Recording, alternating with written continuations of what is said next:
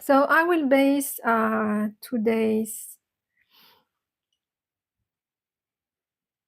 session, today Dharma talk, on the greater discourse on the destruction of craving from the Majjhima Nikaya. It's the discourse number 38.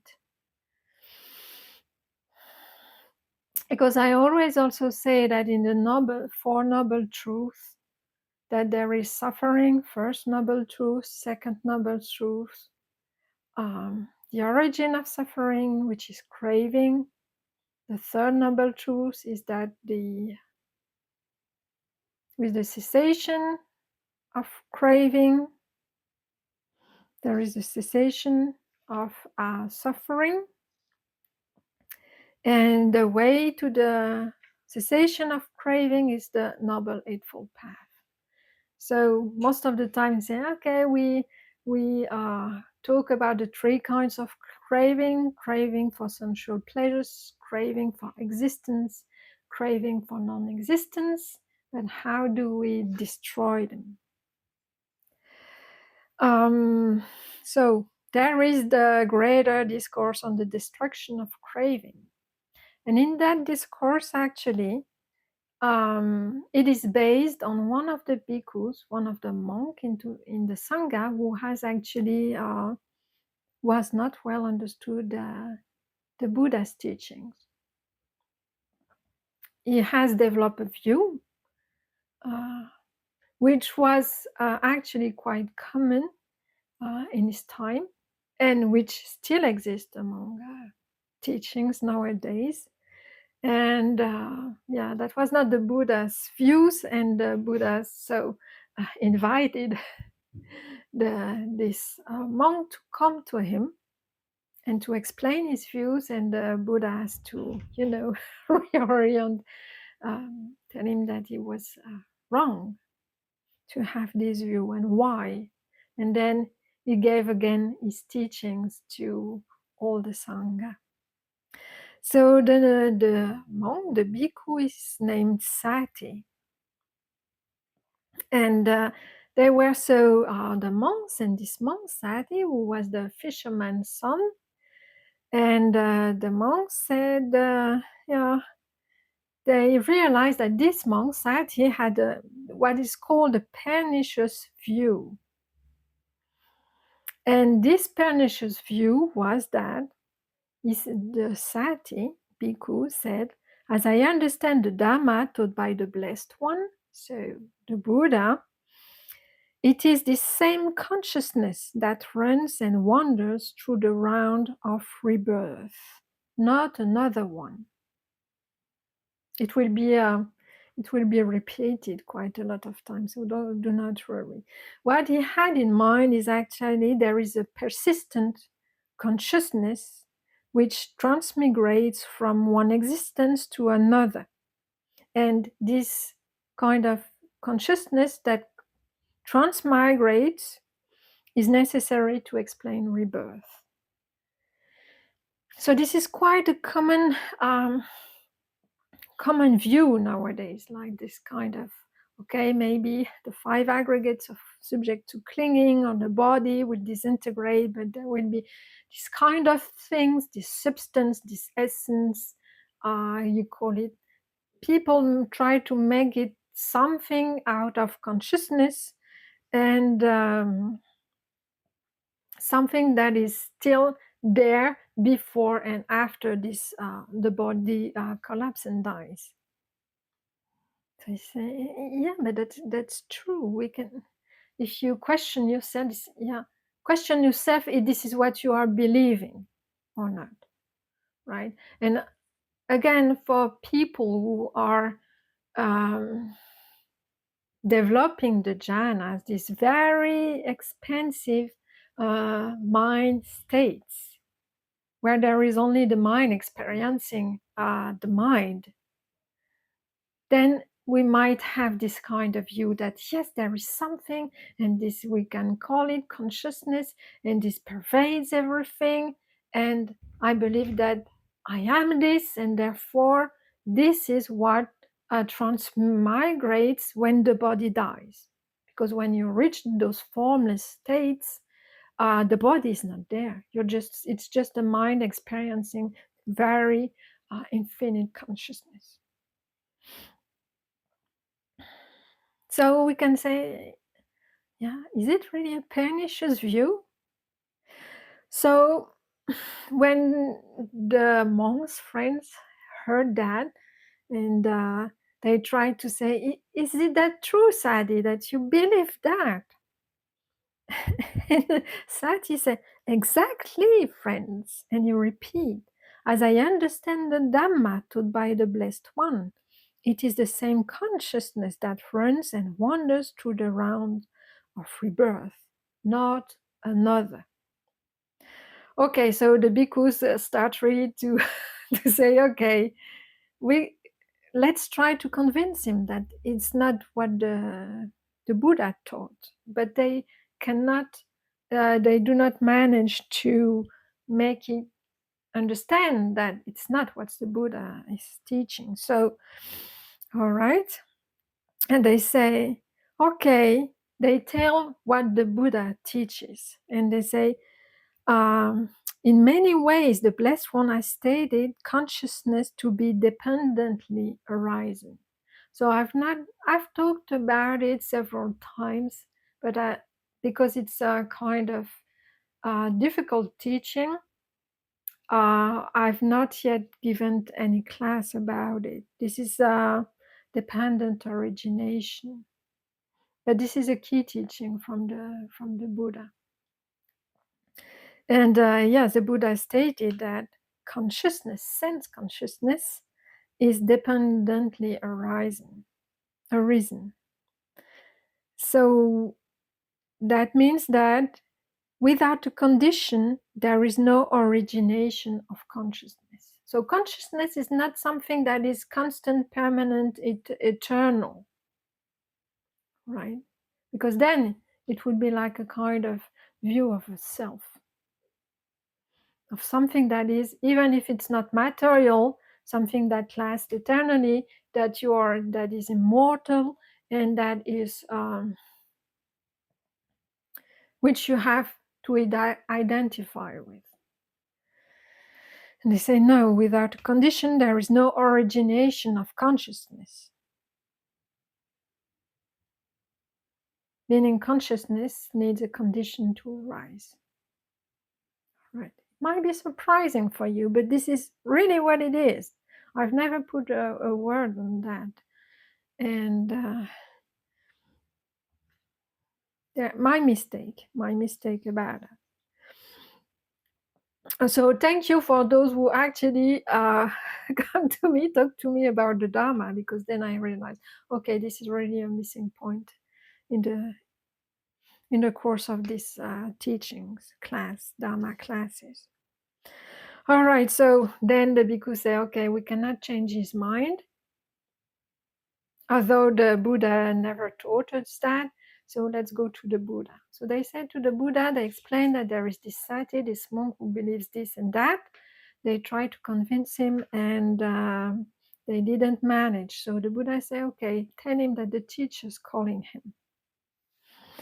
So every time such kind of things happen in the suttas, when the Buddha say, okay, let's call him, and I will speak to him. He really wants to know what the person's view is, independently of what the monks told him. So he asked him when Sati is in front of the Buddha, Sati, is it true that the following pernicious view has arisen in you? And he repeat, as I understand the Dhamma taught by the Blessed One, it is the same consciousness that runs and wanders through the round of rebirth, not another. And Sati is quite convinced, so he say, exactly. And he repeated. So the Buddha doesn't say, you're right, you're wrong. He say, but what is that consciousness, Sati? The one that Sati believes that actually transmigrates from one body to another.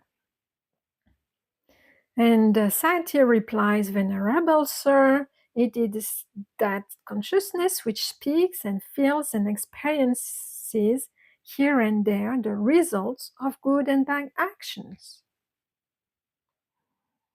Right, so it's a view of a self. And then, okay, the Buddha recognized that this is really a pernicious view, that Sati really believes what he's saying. And then he said, okay, the Buddha said, misguided man, to whom have you ever known me to teach the Dhamma in that way? Misguided man, have I not stated in many ways that consciousness to be dependently arisen, since without a condition there is no origination of consciousness?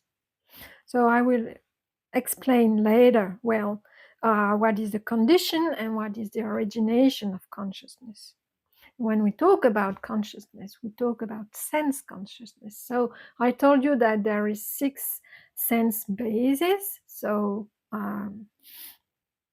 and 6 senses, so the 5 senses that we know about, smelling, hearing, seeing, tasting, touching, and the 6th one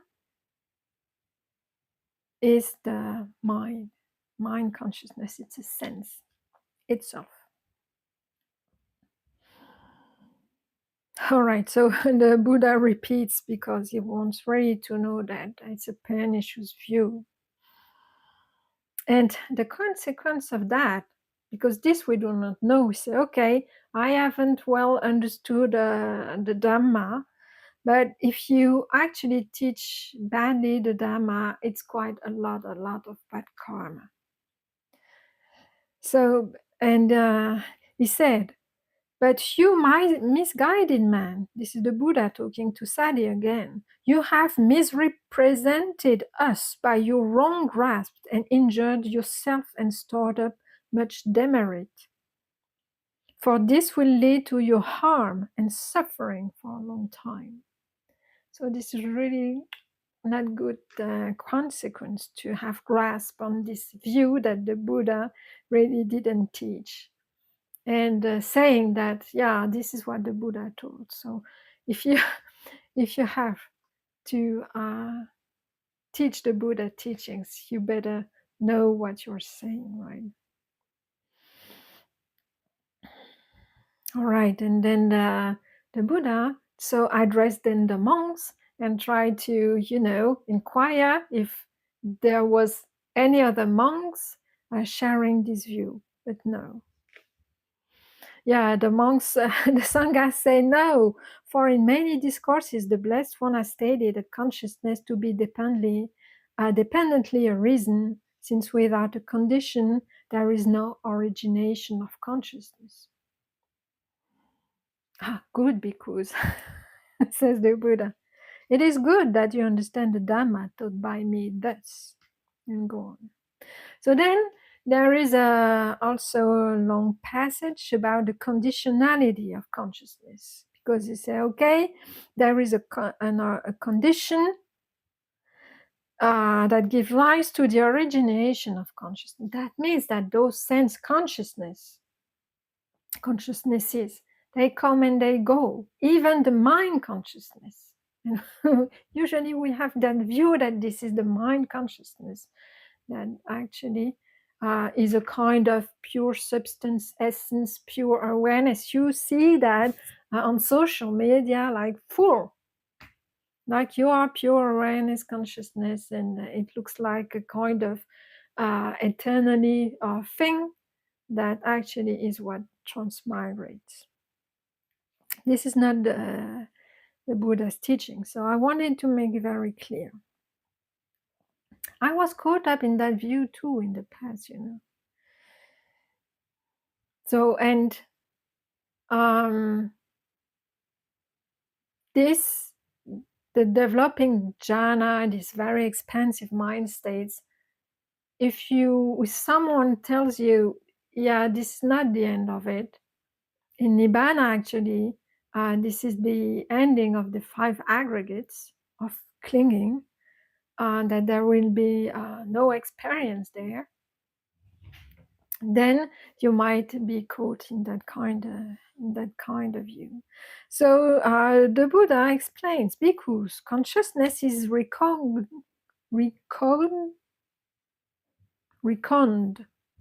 by the particular condition dependent upon which it arises. So he explained, when consciousness arises dependent on the I and forms, it is reckoned as I consciousness. So I, the I. So when there is an I, living I, like within a body, and you have a form, and then there is the meeting of the two, then this is the condition, then there is a I consciousness arising. All right? And it goes on. If there is an ear and sound, then ear consciousness arises, right? And it goes on with the nose consciousness. When there is tongue and flavors, then there is tongue consciousness. And when there is body and tangibles or touches, then there is body consciousness. And there is mind and mind objects. This can become very clear in meditation because it can be visions, memories, thought. Those are mind objects. Then this is reckoned as mind consciousness. All right. And eye consciousness is not the same as ear consciousness. And most of the time when we sit in meditation, so eye consciousness doesn't happen, ear consciousness, we can kind of close the ears, and then and also the contacts with the body is very limited. So this is why we start to experience mind consciousness.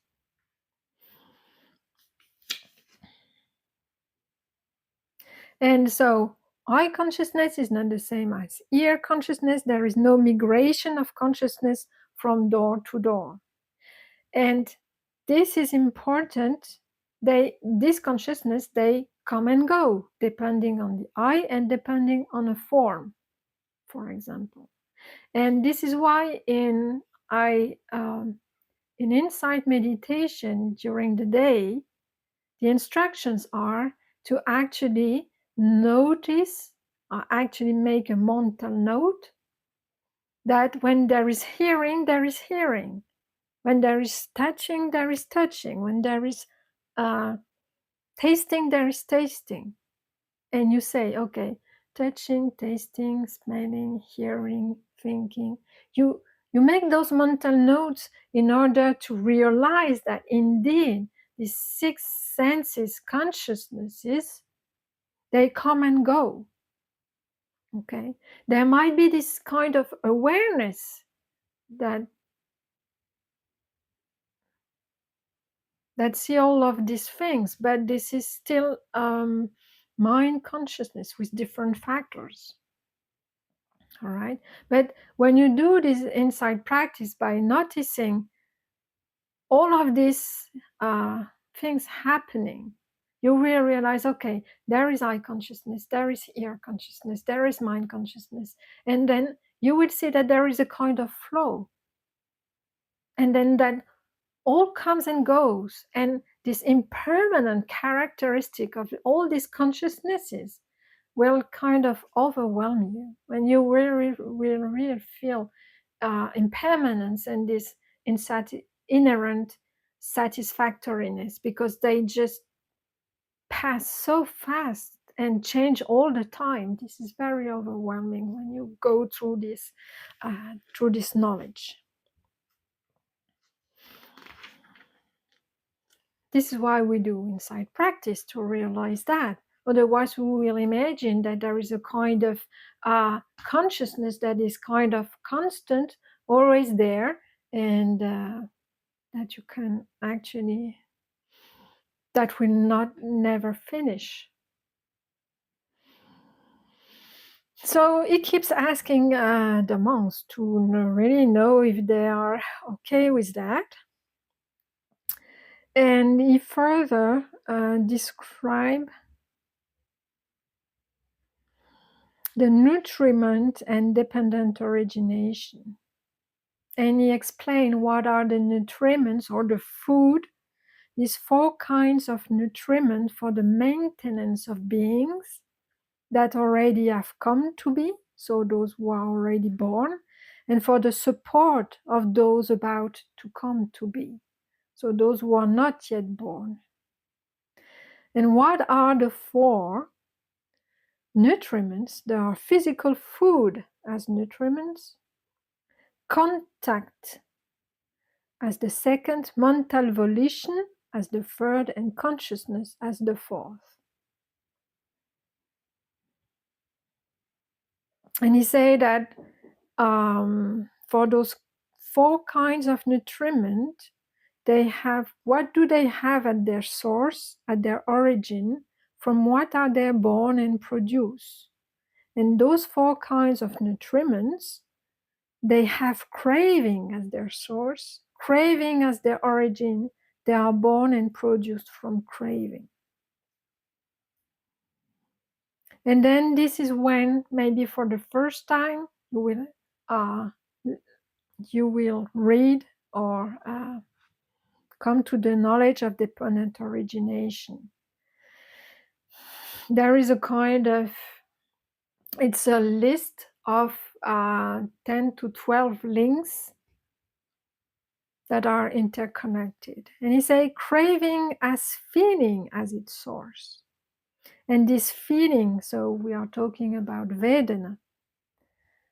So he asks, and this feeling one has what as its source? Feeling as contact as its source. So what is contact? You know, for example, if you consider eye consciousness and an object, okay, you realize that you see many, many things during your day, right? So it's like, yeah, you see stuff all day long, but there is not necessary contact. Contact is when the object, I don't know, attracts attention. It looks interesting to you, maybe beautiful, or maybe you do not like it. There is kind of, the mind starts to be, it starts to tremble because of this, of seeing that object. So it's like there is Ajahn Susito, he used the simile of the web of a spider. When something hit the spider web, it's kind of trembles, and then the spider kind of starts to be excited, agitated. This is contact. All right, and so it goes on. And this contact as what as its source? Contact as the sixfold base as its source. Sixfold base, so the six senses. And this sixfold base as what as its source? This sixfold base as mentality, materiality as its source. So it's nama rupa. It sometimes says mind and body. And I mean, all of these words can be also further developed. But I will go on. And this mentality, materiality as what as its source? It has consciousness as its source. And this consciousness as what as its source? Consciousness as formations as its source. And these formations we can also translate as kind of fabrications or fashioning. Those are, they fashion the world, they create. And these formations of what are their source? What are their origin? From what are they born and produced? Formations of ignorance as their source, ignorance as their origin. They are born and produced from ignorance. Ignorance is, usually we say that it's ignorance of the Four Noble Truths. So, and he continues, uh, he expands this dependent origination, but in another way. He say, okay, monks, with inner ignorance as conditions, formations come to be. With formations as conditions, consciousness. With consciousness as condition, mentality and materiality. With mentality, materiality as conditions, the sixfold base. With the sixfold base as condition, contact. With contact as condition, feeling. With feeling as condition, craving. With craving as condition, clinging. With clinging as condition, being. With being as condition, birth. With birth as condition, aging and death, sorrow, lamentation, pain, grief, and despair come to be. Such is the origin of this whole mass of suffering. That's why dependent origination is a key teaching. And then he explained the same thing, but in reverse order. So he says, I won't go to the 12th link, but the example of the first one is he says that with birth as condition, aging and death.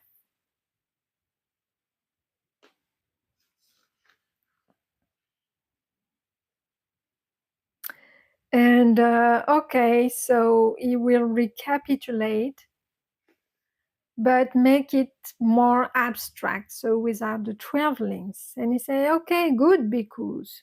So you say this, and I also say this, so we agree on the teaching. And this is what I also used many times. It is when this exists, that comes to be. With the arising of this, that arises. So this is the statement of the abstract formula of dependent origination. So there is a condition. And he explained further, I invite you to read that sutta for yourself and spend some time there. And all right, so when he explained when this exists, then that comes to be. With the arising of this, that arises. But there is also the cessation version of that. When this does not exist, that does not come to be. And with the cessation of this, that ceases. And it goes. And this is important to also have it with the cessation formulation. So I will read it. That is, with the cessation of ignorance comes cessation of formations. With the cessation of formation, cessation of consciousness. Cessation of consciousness. With the cessation of consciousness, cessation of mentality, materiality. With the cessation of mentality, materiality, cessation of the sixfold base. With the cessation of the sixfold base, cessation of contact. With the cessation of contact, cessation of feeling. Because usually when there is contact, there is feeling associated with it. It's pleasant and pleasant, neither pleasant nor unpleasant. And usually with this feeling arises what?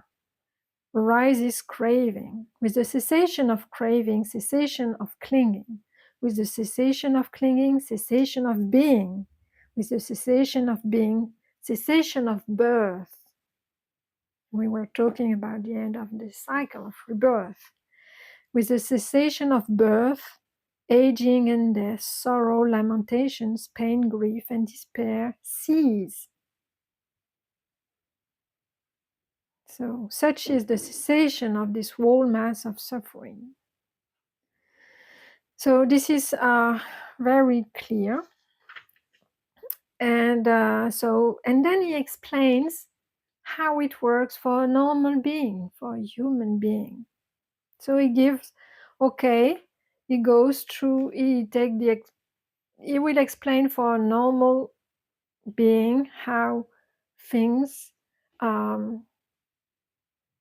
what is the continuation of the round of existence and how to end the round of rebirth. So explain, okay, so for a human being to be born, you have to have a mother, father, having sexual intercourse, and then there is the embryo that goes into the womb, and then there is birth. The mother gives milk to the newborn, and then he's saying this newborn, he grows up and his faculties mature. The child plays at such and such games with toys, and then when he grows up, his faculty matures still further. So this is the Buddha is explaining. And the youth enjoys himself provided and endowed with the 5 chords of sensual pleasures. So with form cognizable by the eye, the sounds cognizable by the ear, the odors with the nose, flavors by the tongue, tangibles with the body. So those that are wished for, desired, agreeable and likable, connected with sensual desires and provocative of lust. All right, this is our life, how we grew up. And he said, on seeing a form with the eye, he lusts after it. If it is pleasing, right? Okay. So if it's pleasing, I might want it for myself and keep it, right? And if he dislikes it, if it is unpleasing, then he will try, of course, to push it away, not seeing again, and so on. So he said that he abides with mindfulness of the body unestablished, with a limited mind, and he does not understand as it actually is the deliverance of the mind and the deliverance by wisdom, wherein those evil, unwholesome states cease without reminder. So he explains that, okay, normal people, they see something that they like, they want it, desire it, lust after it, and okay, the contrary, if it's unpleasing, they want to push it away to get rid of it. And they have mindfulness of the body, but it's unestablished, and you have a limited mind, and you do not understand what is the deliverance of the mind, and you keep having those greed, hatred, and delusion mind states. All right. And you do not know that they can cease without reminder. So he said this normal person is engaged in favoring and opposing whatever feeling he feels, whether pleasant or painful, or neither painful nor pleasant. He delights in that feeling, welcomes it, and remains holding to it. All right? And he said, as he does so, delight arises in him. Now, delight in feeling is clinging. With this clinging as condition, being comes to be. With being as condition, birth. With birth as condition, aging and death, sorrow, lamentation, pain, grief, and despair come to be. Such is the origin of this whole mass of suffering. So he explains how from birth, how you grow up not knowing Buddha's wisdom, and therefore you delight in feelings that are pleasant, right? It's we all did that before knowing the Buddha's teachings, and then he goes on. Okay, then feeling delight, you welcome, you grasp onto it, you kind to start to want it to remain, to cling, to crave, and then this is how the ground of existence is built up. And this is related to this whole mass of suffering. All right. And it goes, of course, it works for the eye and the form, but also explains it's the same with the sounds, with the ear, and so on. If you delight in feelings coming from the taste in the tongue, then of course it will kind of fuel the round of existence. And I'm almost over, right? I just have 2 pages. And this is where it's very interesting. This is the ending of the round and the gradual training.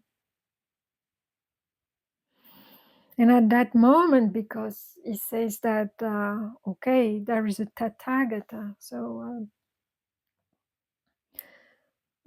the Buddha appears in the world accomplished, fully enlightened, and he purifies his mind from doubt. So he understands all of these things.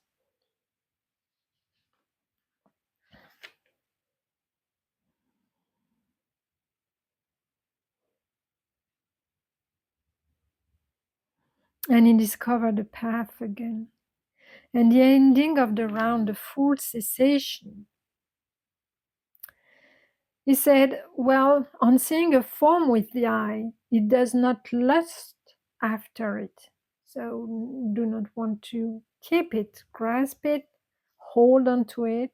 So if you do not lust after it, even if it's, well, if it is pleasing, and if you see a form and you do not dislike it, if it is unpleasing, then you abide with mindfulness of the body established with an immeasurable mind, and you understand as it actually is the deliverance of the mind and the deliverance by wisdom, wherein those evil, unwholesome states cease without reminder. Having thus abandoned favoring and opposing, whatever feeling you feel, whatever pleasant or painful, or neither pleasant nor painful, it does not delight in that feeling, welcome it, or remain holding to it. And as you do not do so, delight in feeling ceasing in you. And with the cessation of this delight comes the cessation of clinging. With the cessation of clinging, cessation of being. With the cessation of being, cessation of birth. With the cessation of birth, aging and death, sorrow, lamentation, pain, grief, and despair cease. Such is the cessation of this whole mass of suffering. All right, so he has expounded dependent origination, so those 12 links, and here he says that in what I've just been said, that the chain of dependent origination is broken at the link between feeling and craving, feeling and clinging. Because there is no delight in feeling, so there is no arising of clinging and craving. Right? And this is why also I've insisted into mindfulness of feeling tone. Because when mindfulness is established and you know the feeling, then you pay attention there, okay? To not hold on to it, to not want it, this feeling, if it's pleasant, to remain. And if it's unpleasant, to push it away. You do not favor or oppose. Feeling is feeling. Yes. So this is where you can broke the link between feeling and craving, and I expose that also in the video that is, I think, called entitled "Broken the Chain of Reactivity." And and if this link is broken, okay, you broke craving. That doesn't mean that feeling will not arise, because feelings will arise due to maturation of past karma.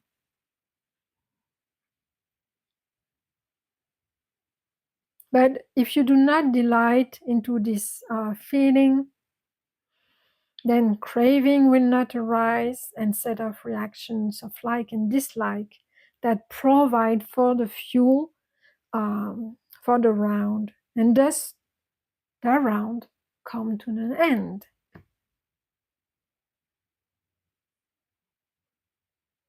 and with the end of this of rebirth and the end of the mass of suffering. All right. And as a conclusion, the Buddha says, "Bhikkhus, remember this discourse of mine briefly as deliverance in the destruction of craving. But remember the bhikkhu Sati, son of a fisherman, as caught up in a vast net of craving, in the trammel of craving." So remember the teachings and remember the view that it's better not to cultivate or to grasp them. And the bhikkhus were satisfied and delighted in the Blessed One's words. All right.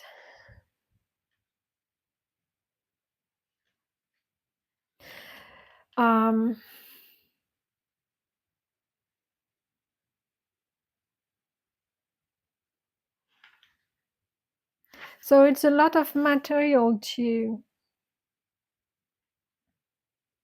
understand. It might be not clear right now. It's normal.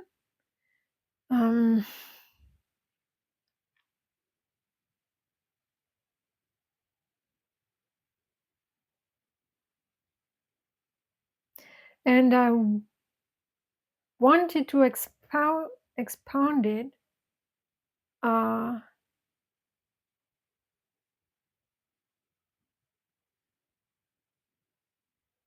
just to make sure for you to understand that. And also, if it happens to you, the experience, well, the knowledge that you've experienced nibbana. So, for example, if you reach stream entry, this is really the cessation of everything, cessation of body and mind activities. And in the jhanas, even if you have at the highest levels of consciousness where there is almost nothing perceptible, there is still activity, there is still mind activity. And in Nibbana, this is the cessation also of the mind. So this is very clear that there is no some kind of consciousness, eternal, immortal. The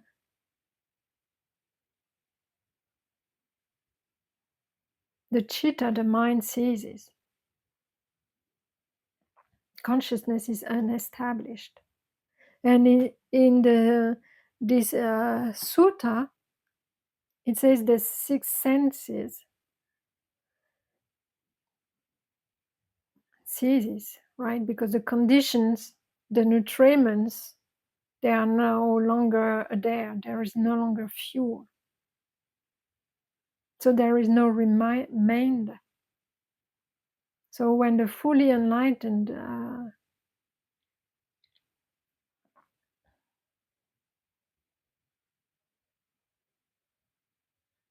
person dies, all the six senses, all the six consciousness ceases too. Mentality and materiality. It's very scary, actually, because then if wisdom is not mature yet, you say, okay, it's annihilation, right? It's annihilation of myself. And once you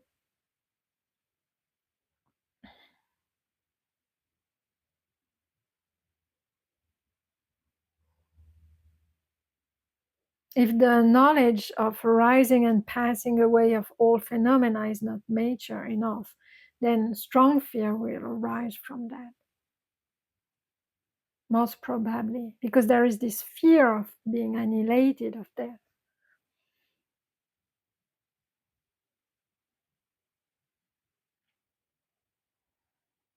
So, in order for this fear to dissipate, then you have to understand or to see for yourself through insight meditation or even mindfulness meditation the arising and passing away of all those phenomena, of all those six consciousness that you cling to be yourself.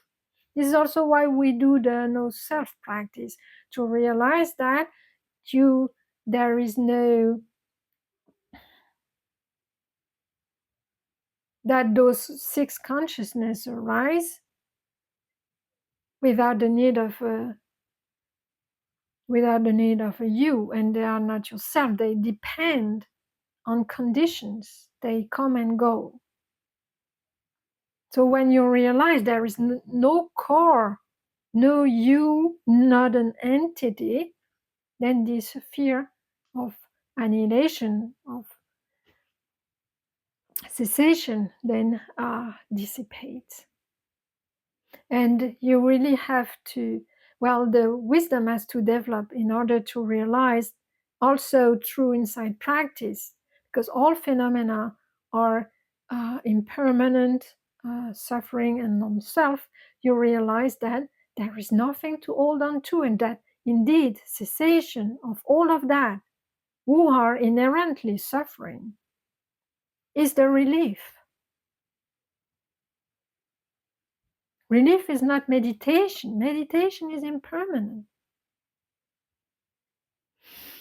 It will, of course, bring down the level of suffering, but we are talking about ending permanently suffering, not momentary. So cessation. Of course, if you reach full enlightenment and still have that body, then those five aggregates will keep, actually, you will still hear, feel, and have taste in the mouth and so on. You will still feel because of past karma.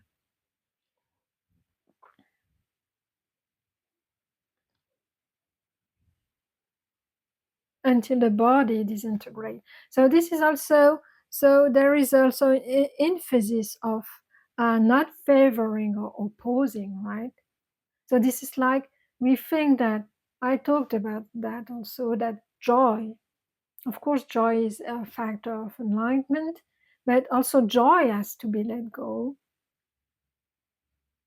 Not that I want joy more than sadness. So this is where also equanimity arises. Of course, the practice, the development of virtues, making merits, and meditation will bring more joy. But you will have also to see for yourself that joy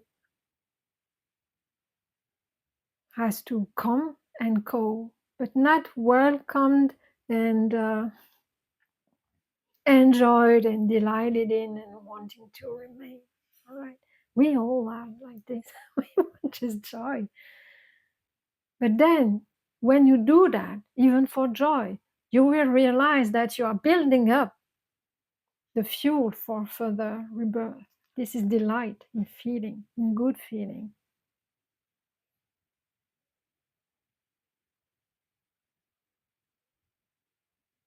And this is why it goes against the stream of existence, of everything that is served to us. Of course, it's enjoyment. Enjoyment, yes. But this is the true relief. This is the true relief. And I would say that intellectually, and because of our conditioning, it's very difficult to be, you cannot be convinced of this. What is she thinking about again? That's wrong. I don't know. I want to be formless for the next 10,000 years, something like this. Or I want to enjoy my life. All right. She's telling me not to enjoy my life. Is that it? I would say that Only when you see directly through insight practice why joy contains dukkha itself, because it's impermanent. And whether it's joy or sadness, it comes and goes, and this contains the same characteristics. And also because there is feeling, and the mind puts designation on that perception, joy, then there is already some grasping and holding onto that.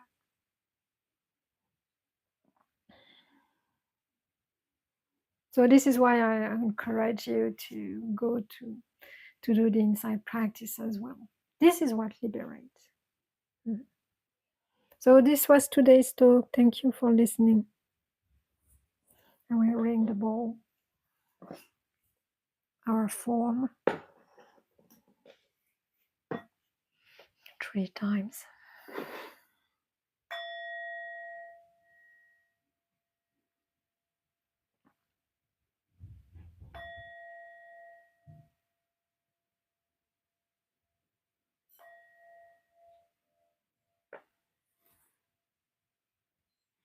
Thank you. Bow.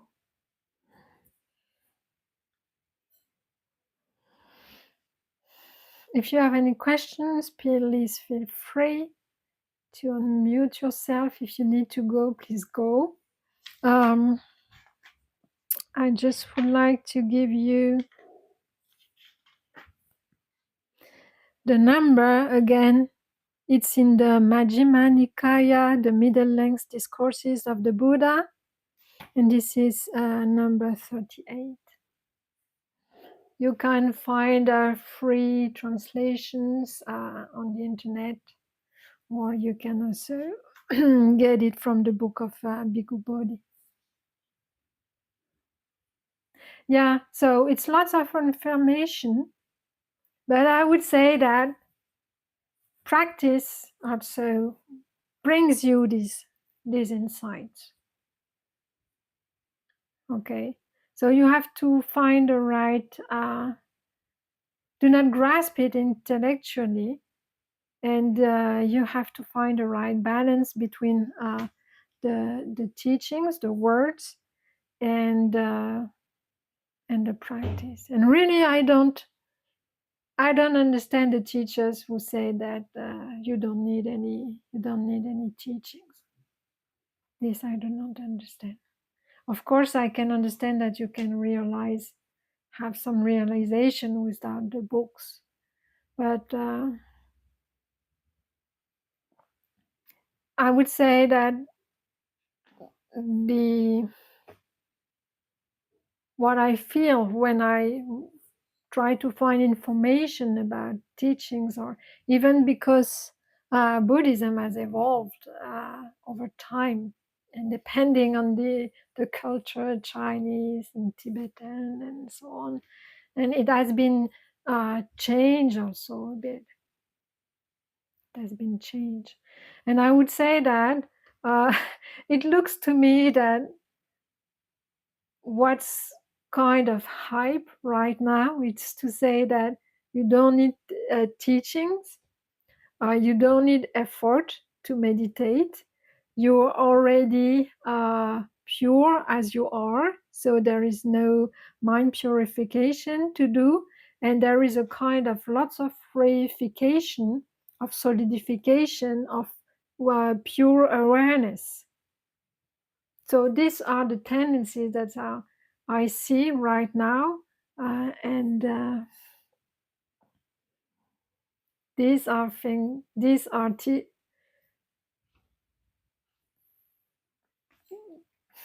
I don't know. These do not fit the Buddha's words in the Pali Canon, and I'm wondering if, with those 4 tendencies that are circulating right now, if you can really get the end of suffering. It means to me, I don't see how it is possible. I don't see how it is possible to attain Nibbana with those four tendency. But I understand their source. I understand it looks to be a lack of realization of people who actually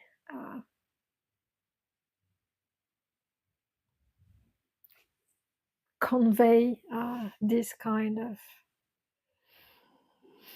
opinions and views. Yes.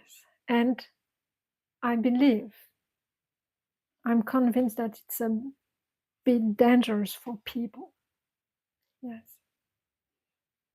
Because the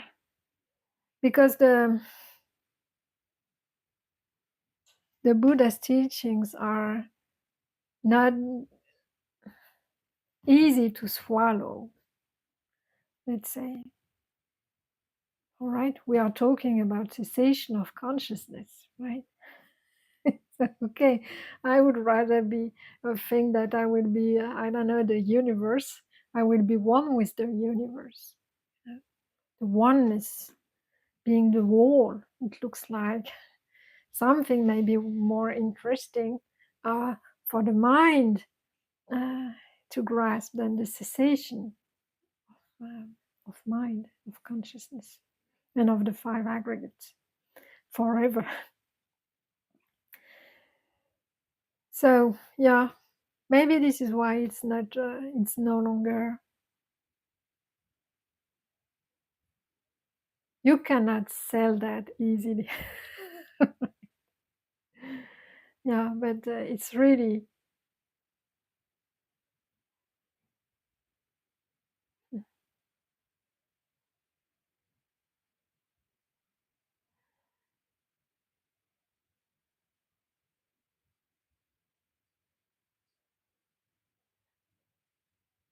It's really hard to say that.